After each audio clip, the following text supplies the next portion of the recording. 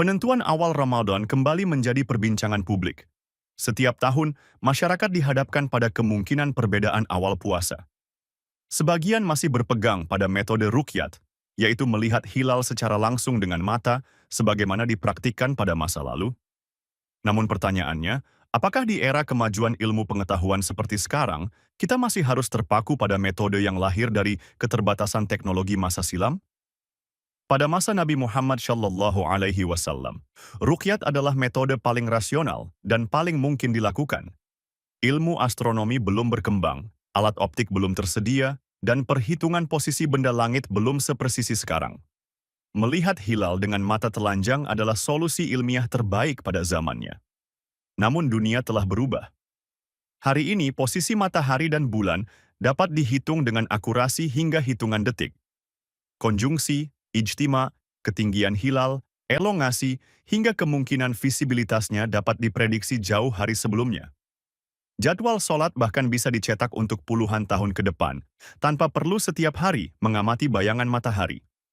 Dulu, orang menentukan waktu zuhur dengan melihat langsung posisi matahari. Sekarang kita menggunakan tabel astronomi dan aplikasi digital berbasis satelit. Tidak ada lagi yang meragukan keabsahan jadwal sholat hanya karena tidak melihat matahari secara langsung setiap hari. Lalu mengapa dalam penentuan awal Ramadan, sebagian pihak masih menolak pendekatan serupa? Secara ilmiah, penentuan waktu sholat dan penentuan awal bulan memiliki kesamaan. Keduanya bergantung pada posisi benda langit. Jika perhitungan astronomi dipercaya untuk waktu sholat, secara logika yang konsisten, ia juga layak dipercaya untuk menentukan awal bulan.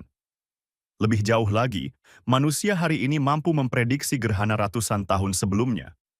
Lintasan asteroid jutaan kilometer dari bumi dapat dihitung dengan presisi tinggi.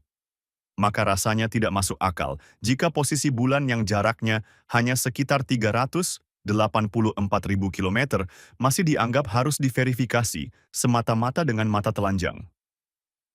Kritik ini bukan bermaksud menolak tradisi, melainkan mempertanyakan apakah metode lama harus dipertahankan ketika metode yang lebih akurat telah tersedia.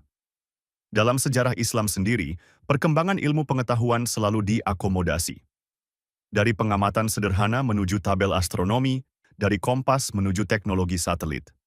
Substansi ibadah tidak berubah. Yang berubah adalah cara manusia memahami dan memanfaatkan ilmu.